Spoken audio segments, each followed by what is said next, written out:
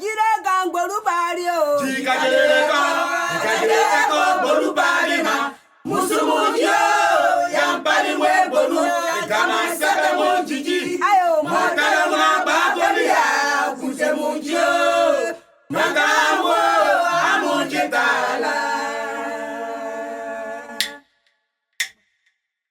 Dans Drépano Show, fin des douleurs, fin de souffrance, plus de fatigue, plus de nécrose de la hanche, plus de douleurs de rein, plus de crises, plus de douleurs dans les os, plus de manque de sang. Bienvenue dans Drépano Show, le show où les drépanocytaires partagent avec nous la fin de la drépanocytose. C'est à vous!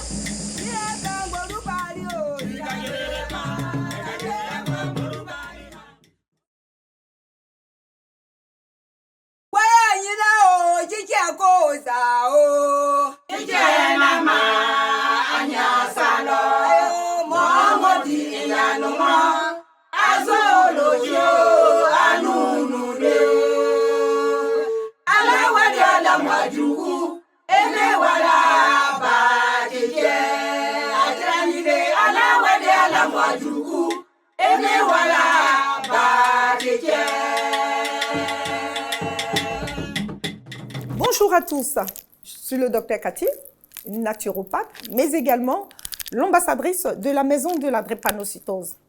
Je suis ravie de vous présenter Drépano Show. Drépano Show, c'est l'émission qui laisse la place aux drépanocytaires, qui donne la parole aux drépanocytaires. C'est l'unique émission, on va dire, qui permet aux drépanocytaires de parler, d'échanger et puis de faire le show. Drépano Show, c'est l'émission où c'est le drépanocytaire qui fait le show. Donc, je vous invite à nous suivre et puis à découvrir des histoires fantastiques, merveilleuses, souvent un peu tristes, mais dans Drépano TV, on voit le bout du tunnel. On part vers la fin de la drépano. Vous êtes drépanocytaire ou vous êtes bêta-thalassémie? Écoutez, asseyez-vous et puis connectez-vous pour ceux qui sont sur Internet. Mais à tout le monde, nous voulons vous dire à travers Drépano Show que la drépanocytose doit rester pour vous maintenant une banalité. Alors, suivez-nous. La drépanocytose. Il est important de faire son dépistage de l'électrophorèse. Il est important de connaître son statut. Il est important de voir si vous êtes porteur du gène de la drépanocytose. La drépanocytose, c'est quand tu as des yeux jaunes, toujours fatigué, tout ton corps te fait mal. La drépanocytose, c'est quand tu es anémié, tu as un manque de sang, tu as toujours des coups battus. Même quand il fait chaud, toi tes os te font mal. Il fait frais, toi tes os te font mal. La drépanocytose, si tu as cette maladie, Rends-toi à la maison de la drépanocytose. À ce jour, on soigne correctement la drépanocytose avec nos plantes.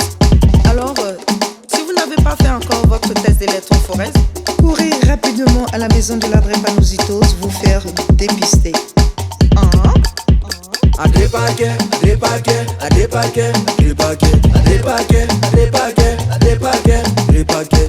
On va applaudir M. Tossou qui vient nous rejoindre. Donc, mais le public applaudissez votre... Voilà. Merci, M. Tossou. Asseyez-vous, M. Tossou. Donc, M. Tossou, comment allez-vous? Bonjour docteur. Ça va bien? Je vais très bien. Bon, M. Tossou est très sérieux. Hein? Donc, dites-nous, M. Tossou, votre histoire avec la drépanocytose. C'est-à-dire, expliquez-nous de par vous-même comment vos tests, c'est-à-dire tout ce que nous avons. Parce que votre histoire de père qui refuse la maladie, qui trouve que lui, il ne peut pas être malade, c'est une histoire que vit beaucoup de mères qui sont avec des hommes, qui sont avec des maris, qui refusent catégoriquement d'être malades. Et que la maladie, là, ce n'est que la femme. C'est elle qui porte la grossesse. Donc, si cette maladie est arrivée là, c'est elle qui a qu'à gérer sa chose. Donc, là, en tout cas, éclairez-nous, dites-nous un peu, parce que ça nous intéresse. D'accord. Merci docteur. De rien.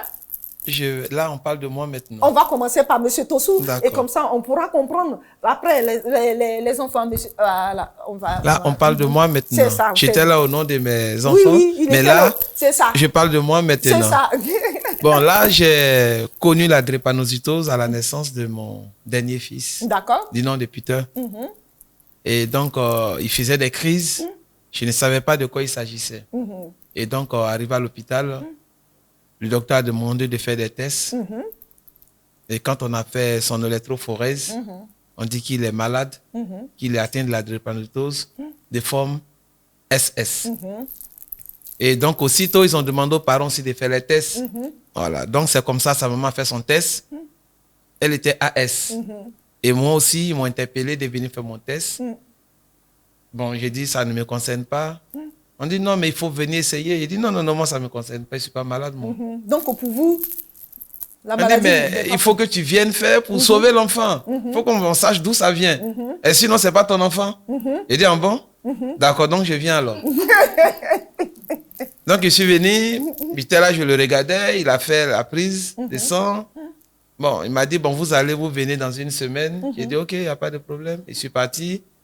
La semaine qui a suivi, ils m'ont appelé. J'ai dit, mais c'est pourquoi? On dit, non, venez prendre vos résultats. Il dit, mais donnez-moi le résultat, vous avez quel problème? On dit, non, venez. Il dit, ok. Je suis parti. Il m'a dit, non, monsieur, asseyez-vous. Il me s'est assis. Il était dans des commentaires, il parlait beaucoup. Il dit, monsieur, allons-y, drop it. Il dit, non, vous êtes malade. Il dit, qui est malade? Il dit, vous. Il dit, non, moi, je ne suis pas malade. Ici, vous avez la forme AS. Il dit, ça veut dire quoi? Il ça veut dire, vous êtes drépanocytaire. Mais il dit, moi, je n'ai jamais fait la maladie. Et puis, de mon jeune âge, j'étais beaucoup sportif. Et le travail que je fais, il demande beaucoup d'énergie. Je n'ai jamais cédé, je suis toujours debout. Je travaille même beaucoup, je sors tôt, je rentre tard. Bon, je vais très bien. Il me dit, monsieur, vous êtes malade. Il dit, écoutez, votre affaire là, gardez vos résultats. Moi, il ne s'agit pas de moi. Et c'est comme ça que je suis sorti de l'hôpital. Énervé. Énervé. Et quand j'ai parlé à un proche, il m'a dit non, mais il faut refaire pour être sûr. Là, c'est moi maintenant qui suis reparti. Quand j'ai refait, le résultat est sorti encore AS. Bon. Il dit d'accord. Il n'y a pas de problème. Voici comment j'ai su que moi aussi j'étais malade. Même si je ne faisais pas de crise, pour ne pas dire même si je ne fais pas de crise. Parce que vous n'en faites pas. Je n'en fais pas. Jusqu'à présent, je ne fais pas de crise. Même si je ne fais pas de crise, mais les tests, ça sort que je suis malade. C'est ça. Bon, j'ai fini par accepter. C'est ça. Et donc, vous me disiez que si vous aviez su que être avec votre femme, vous aurez donné des enfants malades, vous ne serez pas resté à elle. Honnêtement, j'allais réfléchir. Réfléchir. J'allais réfléchir s'il fallait aller ou s'il ne fallait pas aller. Ah ouais. Mais, en même tout si cas, vous l'aimiez et tout. ça allait balancer un peu. Ah ouais. Oui, la forme allait balancer un peu. Parce ça allait que- jouer dans la balance. Parce que vous ne connaissez pas la maladie, ce sont les crises qui font que vous dites ça? Je n'ai jamais entendu parler de la drépanocytose. Jamais. Jamais. Et Jamais. Jamais. Je n'ai jamais entendu parler. C'est à partir de l'état de l'enfant. Parce que ça On m'a n'allait pas. dit électrophorèse. Il dit c'est quoi? On appelle électrophorèse. On dit non, c'est un test pour savoir si l'enfant est drépanocytaire ou pas. Il dit mais c'est quoi la drépanocytose? Ils ont dit non, que c'est une maladie. Bon, c'est une maladie. Et puis après qu'il en a ça, souffert au départ? après ça, j'ai commencé moi maintenant à faire des recherches sur mon ordinateur. Qu'est-ce que c'est que la drépanocytose? Donc j'ai commencé à voir que c'était vraiment une maladie qui n'est pas, c'est pas une bonne maladie. C'est pas une bonne maladie. C'est ça. L'état de santé de Peter et votre fils Peter, alors? Oui, aujourd'hui, il va très bien. Mais au Au départ, à l'âge de 3 mois, déjà il a commencé ses crises très tôt. J'ai dit Dieu merci, il a commencé tôt parce que c'est grâce à lui qu'on a su que nous sommes malades aussi. C'est ça. J'ai dit Dieu merci. Il a commencé très tôt ses crises. Mais Il n'a pas ça se commencé. manifestait comment? C'est-à-dire, un moment, bon, comme les bébés, quand on les lave, à 2 mois, 3 mois, quand on les lave, on leur donne de l'eau, on les fait coucher. Et comme on le fait, les mamans bouchent les nez, et puis bouchent les nez, et puis ils leur donnent de l'eau. On l'oblige à boire de l'eau. Et on voit que quand on fait, il commence à faire sortir ses yeux blancs et il ne respire plus, il commence à, voilà, il rentre en crise. On dit non, c'est parce qu'on le force, non, donc on le laisse. Mais ça va toujours pas. Et c'est comme ça, et, comme il est né, on a interpellé le docteur à la clinique, il m'a dit, non, revenez, venez vite avec l'enfant. Qu'on allait, bon, ils l'ont calmé, ils ont calmé la crise, et puis là, c'est là, il nous a demandé de faire un test. C'est comme ça on a su, c'est comme ça, ces signes ont commencé à se manifester. Et après le test, on a su qu'il est malade. Ok. Et là, il souffrait de la forme SS. Donc, c'était... En fait, tu pleurais beaucoup. Il pleurait beaucoup. Surtout la nuit, ah là là là, docteur, je ne vous dis pas.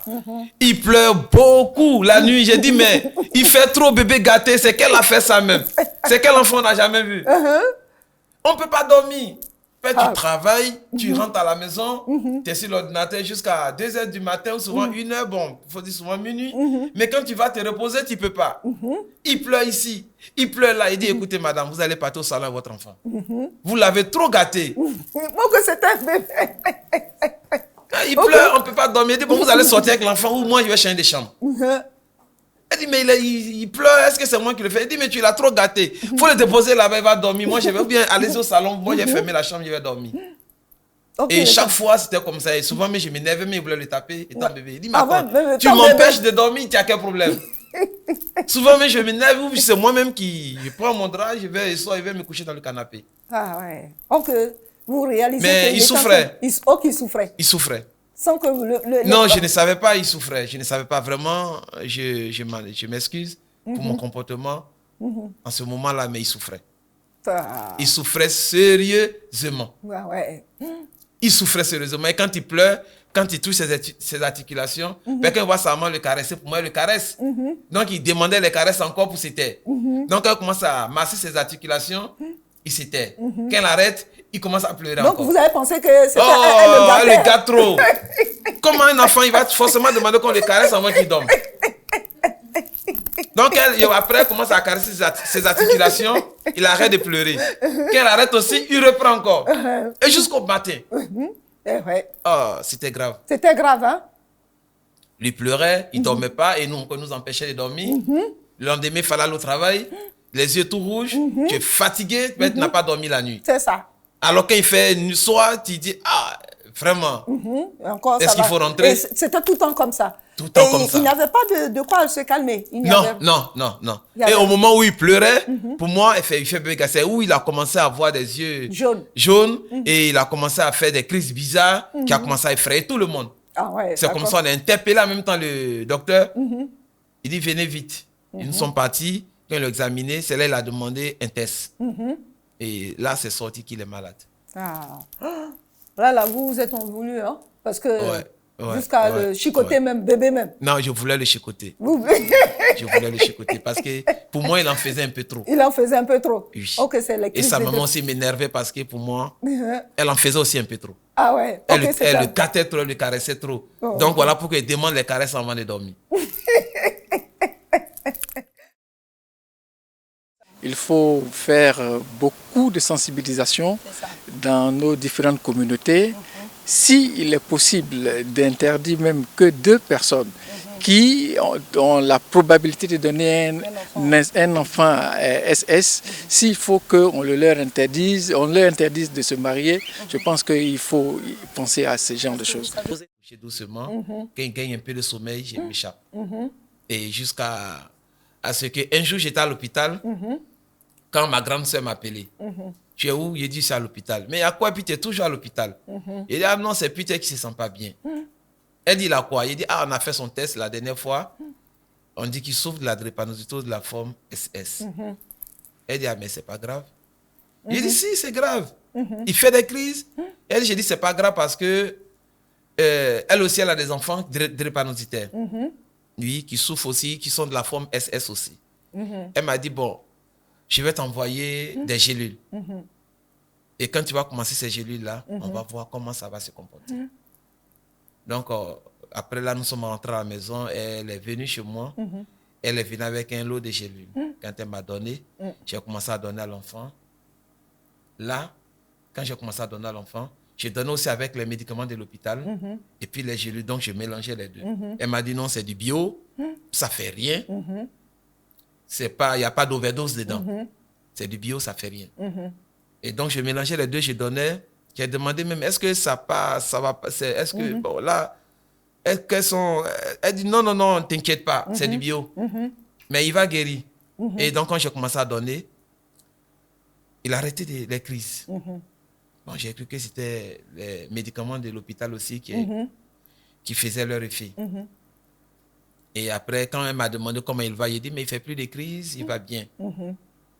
Elle m'a dit, d'accord. On a une conférence à Makori, à la salle des fêtes. Viens, tu es invité, viens avec l'enfant. C'était là ma première fois de faire la rencontre du docteur Cathy. Là, on parlait là de la drépanocytose maintenant.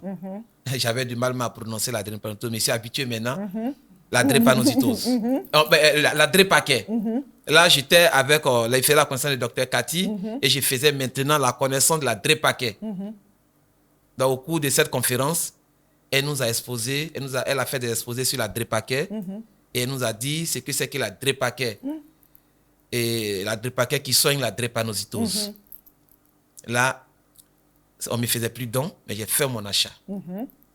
Et ma grande soeur m'a dit, arrête d'aller à l'hôpital maintenant, essaie d'abord avec la drépaquet. J'ai dit, mais je ne peux pas arrêter d'aller à l'hôpital. Et s'il y a un problème, je fais comment? Elle dit, non, mais essaie d'abord pour un moment, au moins une semaine, et puis tu vas voir. Effectivement, pendant les semaines, c'est vrai, j'allais à l'hôpital pour faire des examens, parce que je doutais un peu. On me donne toutes les ordonnances. Au début, je payais. J'ai dit à sa maman, il ne faut pas écouter ma grande soeur. Il faut donner les médicaments là, à l'enfant. Mais il ne faisait plus de crise. La nuit, il dormait bien. Souvent, il s'élève au petit matin, il fait un peu de gestes. Et puis après, il s'endort. Après, j'ai vu que ça commençait à changer un peu. Et après les échanges avec ma grande soeur, elle m'a dit, tu as laissé tomber les médicaments de la pharmacie? J'ai dit oui. Là, c'était maintenant, j'allais laisser tomber. J'ai laissé tomber, je n'utilisais plus les produits chimiques de la pharmacie. J'ai commencé à donner seulement que de la drépaquet à l'enfant. Et depuis ce jour-là, jusqu'à aujourd'hui, il a maintenant 4 ans environ. 4 ans, il a maintenant 4 ans. Plus de sirop, plus de... Moi-même, j'ai même oublié de donner ces médicaments-là. Plus de tout ça. Rien. Au début, quand on a fait le test, la drépanocytose, on dit que cette maladie, on ne guérit pas. On ne guérit pas. Et là, quand j'ai entendu qu'on ne guérit pas, j'ai dit, oh là là. Ça, c'est la catastrophe. C'est grave. Donc, j'ai quelque chose dans ma main que j'attends, ça mort à petit feu alors. C'est ça. Mais ce n'est pas grave. Mais avec, quand on a fait le premier test, il était à plus de 90, le S. Je l'ai mis sous la drépaquet. 3 mois après, on allait refaire le test, le S a changé. Là, j'ai dit à ma grande soeur, mais si c'est changé, c'est que ça soigne. Et c'est là que j'ai continué jusqu'à aujourd'hui. Mais je le dis pour ceux qui m'écoutent, jusqu'à aujourd'hui, il n'a plus fait de crise. Jusqu'à aujourd'hui. Jusqu'à même, il va à l'école. Jusqu'à aujourd'hui, il n'a plus fait de crise. Il va maintenant à l'école. Et il est très intelligent. Il bouge beaucoup. C'est ça. Il a une santé, je dirais, même surdimensionnée. Ah oui. Il est très en bonne santé. Il va très bien. Voilà. Il va très bien. C'est ça. Et je dis, il va très bien.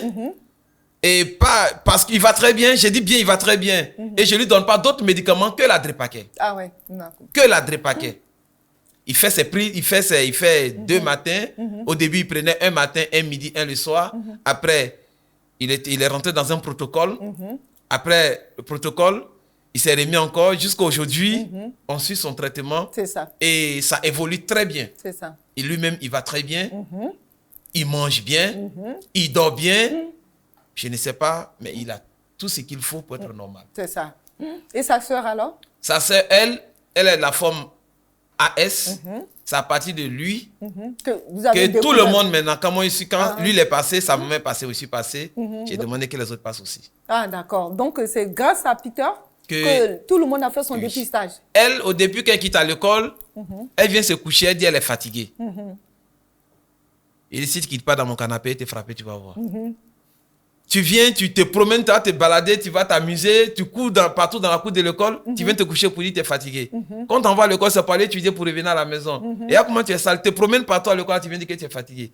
Va te laver, puis tu vas étudier. Ça m'a dit, mais elle est fatiguée, laisse, ça va se reposer d'abord. Il dit, si tu gâtes les enfants, c'est comme ça que tu es. Souvent, il dit, j'ai mal au dos. C'est ça, très souvent, je suis fatigué, j'ai mal au dos. Donc, elle se couche sur le sol. Jusqu'après, elle s'endort. Quand elle a mal au dos, elle se couche Voilà, sur le sol. Elle dit, après, elle dit, ça va, elle se lève. Bon, j'ai vu que ça se répétait plusieurs fois. Souvent, elle dit, j'ai mal au dos. Elle dit, mais non, papa, il ne me sent pas bien, j'ai mal au dos.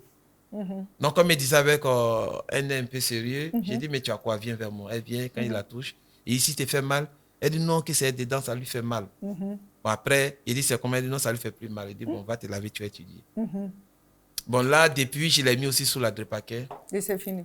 Elle ne parle plus de mal au dos. En tout cas, elle ne parle plus de mal au dos. Elle, ses crises, c'était mal au dos. Beaucoup le mal au dos. Elle ne faisait pas d'autres crises que mon dos me fait mal ou je suis fatigué. C'est le mot, j'ai mal au dos ou je suis fatigué. Mais aujourd'hui, elle ne se plaint plus de ses bobos. Tout va bien. Tout va bien. Tout va Et elle bien. en quelle classe? Elle va en 5e. Elle est en 5e cette année. Donc, mais quand elle partait à l'école avant, elle se plaignait même pendant l'école? Oui, c'est pendant l'école qu'elle rentre le soir. Souvent, même quand elle rentre le soir, elle dit qu'elle a mal. C'est le soir, quand elle rentre ou les midis, même elle a mal pour retourner à l'école. Elle dit, papa, il m'a reposé d'abord, je suis fatigué. Il dit, mais l'heure, tu as te reposé à quel moment? Va à l'école. Mais le soir, quand elle vient, elle se couche. Quand on dit va manger, elle dit, il n'a pas faim, elle a mal. C'est surtout là où un enfant qui dit, je n'ai pas faim, j'ai mal, c'est que ce n'est plus de la rigolade. ce n'est plus de la rigolade, parce que les enfants, ils aiment manger. Et quand tu lui proposes son plat préféré, elle dit, je ne me sens pas bien, je n'ai pas faim. Il dit, Et là, jusque-là même, aujourd'hui, vous n'avez jamais fait... Non. Mais vous n'étiez pas là à l'hôpital pour qu'il voie quand elle se plaint, je suis mal, je suis fatiguée, non? Oui, mais quand on va à l'hôpital, son affaire, on dit souvent palu, fatigue générale, fatigue sévère. La petite fille. Oui, on nous disait ces genre de choses-là. Fatigue générale. Elle avait quoi, dans les 8 ans, dans les 9 ans? Dans les 0 jusqu'à 5 ans, elle ne parlait pas de ça. C'est quand elle a commencé à aller à l'école. Quand vous êtes parti à l'hôpital et à 5 ans, elle a commencé à aller au CP1. Elle ne parlait pas de ça. Bon, elle était encore enfant, on la portait toujours. C'est à partir de 7 ans, 8 ans qu'elle a commencé à parler de j'ai mal au dos. Et c'est à 7 ans, 8 ans et 9 ans qu'on disait à on parle de l'hôpital fatigue générale, palu. Manque de sang. On ne parlait pas de drépanocytose. Beaucoup d'anémie. Donc on lui disait manque de sang. Ouais. Manque de sang. Donc les sirops, on en payait. Malgré la prise de sirop, rien. Oui. Et ça après, putain, quand elle a fait son test, on a su qu'elle est malade aussi. Elle est malade aussi. Donc elle aussi, quand on l'a mis sous la Drépakey, elle va bien. Voilà. Jusqu'aujourd'hui, souvent je lui demande, et ton dos, ça te fait toujours mal? Elle dit, quel dos? Elle dit, ton dos qui te fait? Elle dit, non, je n'ai plus mal, papa. Voilà. Elle va bien, elle mange bien, aussi intelligente comme son petit frère. En tout cas.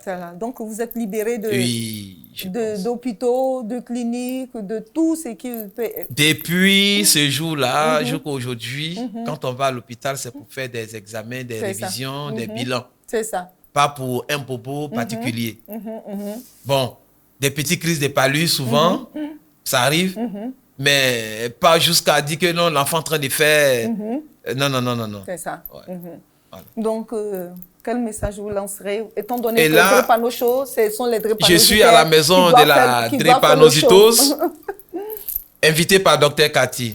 J'ai fait ce témoignage pour ne pas effrayer les malades. J'ai fait ce témoignage-là pour ne pas vraiment effrayer ce malade-là. Vous parlez au père. Je parle aux malades, aux parents des malades, de ne pas être effrayés. Ce témoignage-là doit les édifier. Oui, il y a une solution. Pour moi, ma solution, j'ai trouvé la Drépakey. C'est ça. Donc, si ça m'a soulagé, ça soulageait mes enfants. C'est ça. À un autre père qui trouve que c'est que sa femme qui a la maladie, vous aurez dit quoi? Vous, en tant que parler à un autre homme. Bon, moi, si je peux dire à un autre homme, avant de se marier, de connaître lui d'abord son statut, avant de chercher à connaître pour sa femme. Maintenant, si elle est si elle souffre aussi de la même maladie, c'est-à-dire SS ou AS, et lui aussi, bon, c'est une affaire de sentiments, mais je ne peux pas trop parler, mais de voir avant de poser le pied, mais de savoir à quoi il s'attend. S'il n'y avait pas la Drépaquet. S'il n'y avait pas la Drépaquet. Ah, ouais. Maintenant qu'il y a la Drépaquet, On peut se marier avec maintenant qu'il y a la Drépaquet, il peut se marier, mais c'est pas, il y a la Drépaquet, tu veux te marier, cherche à savoir où se trouve la Drépaquet, C'est ça. et puis faire connaissance de la Et Drépaquet, puis te traiter. te traiter d'abord, et quand tu te traites, le statut sera réglé, C'est ça. et tout sera 0-0. C'est ça, Vous comme pourrez ça. vous marier maintenant. Tout à fait. Et quels sont en ce moment les résultats de Peter? Peter de plus de 97, comme je disais, il était autour de 97 le S, aujourd'hui il a 60, 63. 63. Ok. 63. Donc, j'espère que ce show-là vous plaira et que ça va vous édifier et qu'à votre tour aussi, vous allez comprendre que vos enfants sont en souffrance et que si vos parents vous baissez les bras, eh ben, ils ne sauront pas où s'orienter. Donc, Monsieur Dossou, je vous remercie pour ce joli show. Merci, je vous docteur. Remercie, voilà, et Merci, docteur. Je suis certaine qu'on se reverra parce qu'on doit voir après, ça va être le tour des enfants. Bien Donc, sûr. on vous remercie beaucoup. On Bien va sûr. vous retourner à votre place. Et Merci, puis, docteur. dans peu de temps, Merci, on va docteur. vous libérer. Je vous en prie. Merci beaucoup. Merci, docteur. À tout à l'heure. À ce jour, on soigne correctement la drépanocytose avec nos plantes. Alors, si vous n'avez pas fait encore votre test d'électrophorèse, courez rapidement à la maison de la drépanocytose vous faire dépister. A des paquets, a des paquets, a des paquets, a des paquets, a des paquets, a des paquets, a des paquets, a des paquets, a des paquets, a des paquets, a des paquets, a des paquets, a des paquets.